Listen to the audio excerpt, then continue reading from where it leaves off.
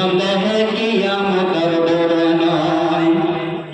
এইভাবে চলতে থাকিলে আরো হবে সর্বনাশ, একে অপরের পিছনে দিচ্ছি আমরা লম্বা বাঁশ, ঠিক কিনা? এইভাবে চলতে থাকিলে আরো হবে সর্বনাশ, একে অপরের পিছনে দিচ্ছি আমরা লম্বা বাঁশ, দিচ্ছি আমরা লম্বা বাঁশ। সবই এখন ভেদাভেদের কারণে তো এসব হয়, ভেদাভেদের কারণে আজ দলাদলির কারণে আজ এসব কিছু এখন হয়।